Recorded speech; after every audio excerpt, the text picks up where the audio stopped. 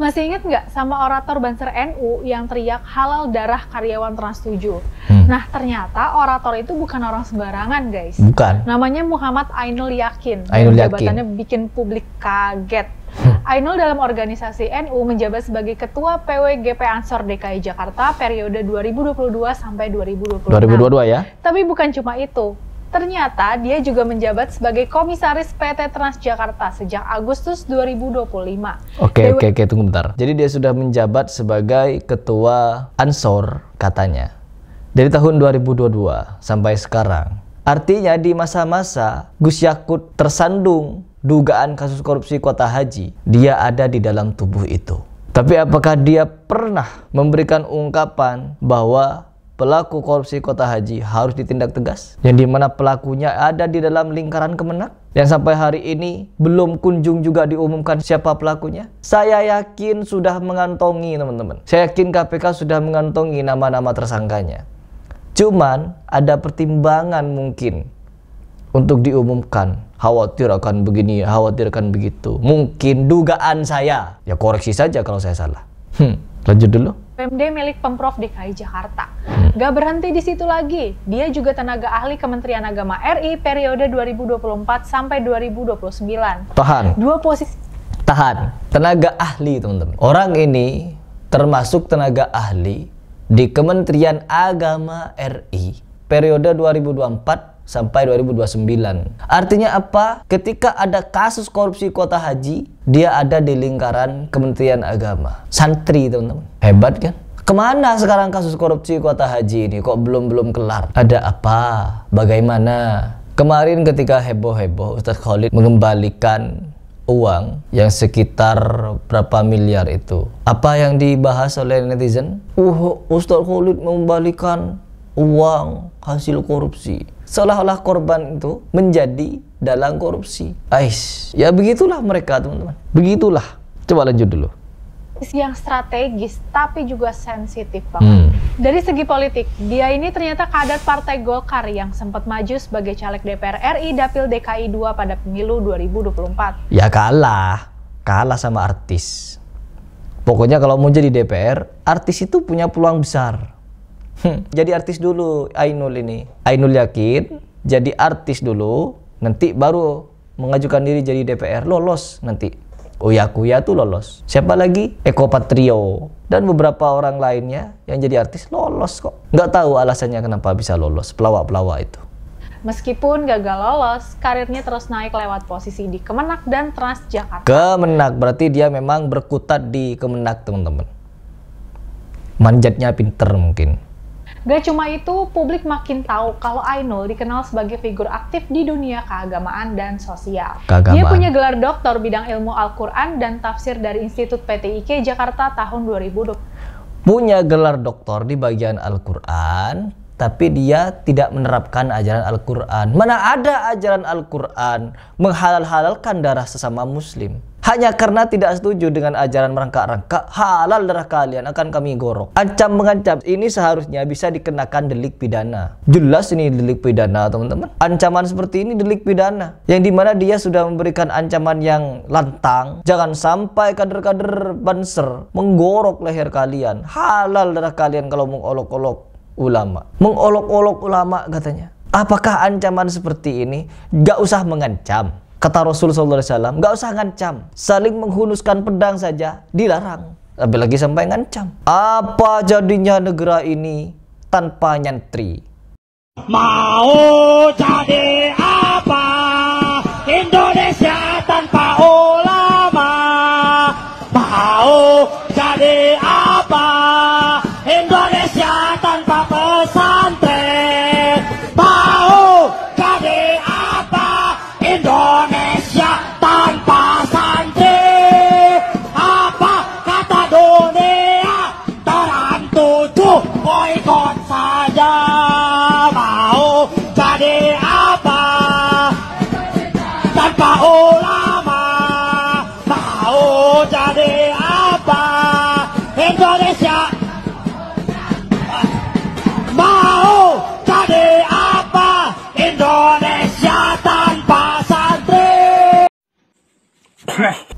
Kalau orang semuanya nyantri seperti ini, wow, dikit-dikit halal darah, dikit-dikit halal darah. Kan memang sudah jadi tabiat. Sudah jadi tabiat. KUA, masjid-masjid harus dipegang NU. Kalau bukan NU, salah semua. Imam masjid, khotib-khotib, KUA, Menteri Agama harus dari NU. Kalau dipegang selain NU, salah semua. Ada kan pernyataan seperti itu? Dari siapa itu? Dari Said Akil Siraj. Terus apa lagi kata kiai-kiai NU? NU ini sudah jadi agama. Tidak, NU neraka. NU niku nek cara kula mboten mung organisasi keagamaan kemasyarakatan. NU niku wis agama. Ora NU neraka. Soal ana wong sing ora NU kok mlebu swarga ditulung karo wong NU gampang. Aish, hampir mau bilang Sontoloyo. Ya Allah.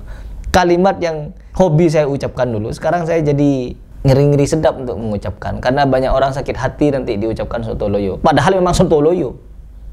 Akhirnya keluar kan. Aduh ya Allah.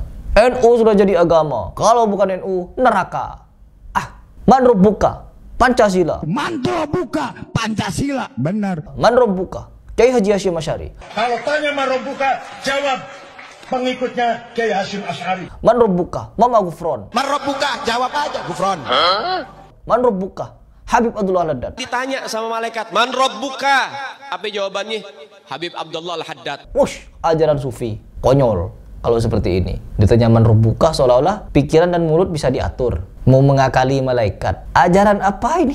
Islam ini seperti ini. Rasul SAW saja yang begitu mulia, begitu dekat, mendapatkan perintah dari Allah langsung, bercakap-cakap dengan Jibril, gak pernah mengajarkan, mendoktrin kepada umat. Nanti ketika ditanya malaikat, siapa Tuhanmu? Muhammad. Siapa nabimu? Muhammad. Siapa Quranmu? Muhammad. Apa kiblatmu? Muhammad. Gak ada teman-teman. Gak perlu ke Nabi Muhammad SAW. Keempat imam mazhab saja. Gak ada yang seperti itu.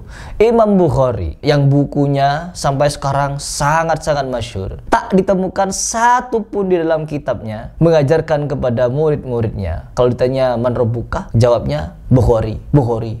Gak ada. Adanya di mana? Di sufi.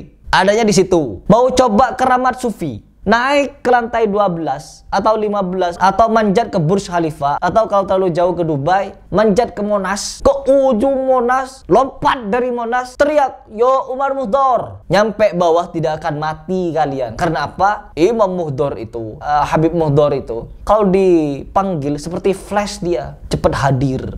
Habib Umar Muhdor ini ya Allah, kewaliannya sangat hebat, sampai namanya bisa dibuat mainan. Kenapa bisa dibuat mainan? Kalau kita di Indonesia, anak TK mainnya perusutan, ya kan? Terus, kalau anak sini nggak naik ke atas loteng, teriak, ya Umar Muhdor, buk, sakit gak lama. Berkat manggil nama Umar Muhdor, nggak ada yang bekah, nggak ada yang luka, naik lagi. Ya Umar Muhdor, buk, naik lagi. Perusutannya pakai namanya Umar Muhdor. Karena seperti yang kita katakan tadi, beliau termasuk sahibul darat, orang yang paling cepat kalau dipanggil. Tadi Habib Ali sahibul darat, juga Habib Umar Muhdor. Sekalipun sudah mati, kan mereka punya keyakinan kalau wali-wali itu ketika mati dia tidak mati, tapi mendapatkan rezeki dari sisi Tuhannya. Ketika kita datang kepada dia berjaroh, dia mendengar dan melihat, katanya. Dia bisa meminta kepada Allah untuk begini begitu. Coba saya tantang ini para habaib yang percaya pada doktrin-doktrin khurafat konyol seperti itu. Naik ke atas Monas, lompat dari Monas, sebut ya Umar Muhdor, apakah selamat? Kekonyolan teman-teman. Makanya sangat berbahaya kalau kalian percaya kepada takhayul dan khurafat. Aduh, coba lanjut dulu ya. Saya membahas ini jadi lanjut kemana-mana ini. 24. Sekaligus dikenal sebagai Al-Hafiz atau penghafal Al-Quran. Penghafal Al-Quran teman-teman. Penghafal Al-Quran yang menghalal-halalkan darah orang. Al-Quran apa yang dia hafalkan itu? Dengan rentetan latar belakang kayak gitu, ini jelas bikin publik heran. Kok bisa figur publik dan berwawasan ngomong halal darah di depan umum? Ya bisa.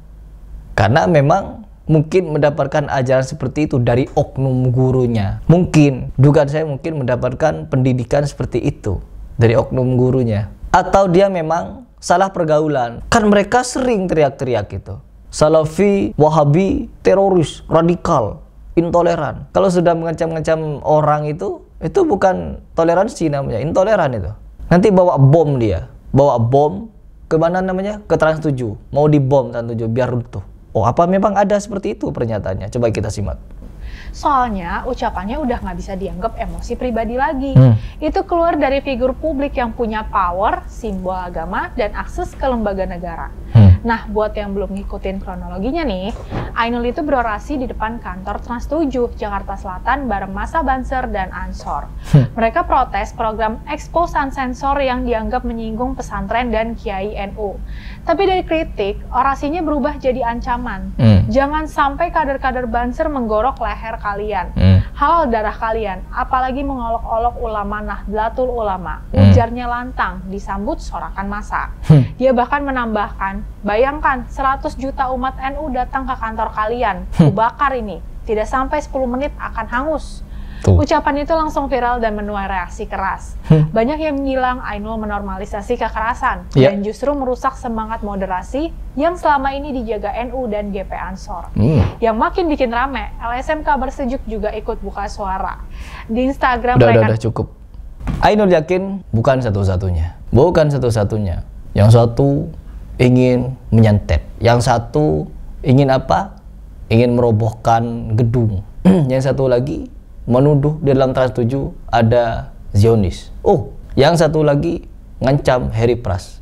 Hati-hati Heri Pras. Anda itu berhadapan dengan ratusan ribu santri. Oh, mengancam dengan jumlah, teman-teman. Bukan ilmu. Selalu saya ulang-ulang ini agar apa? Ketika orang nonton video saya, sedikit atau banyak dari golongan mereka mau nonton video saya, biar mereka dengar dan tahu kalau mereka oknum-oknumnya bukan mengancam dengan ilmu, tapi dengan kekerasan dan jumlah massa. Ini yang disebut dengan akhlak karimah. Ini yang disebut dengan ilmu, ahli ilmu. Ini yang disebut dengan al-hafiz.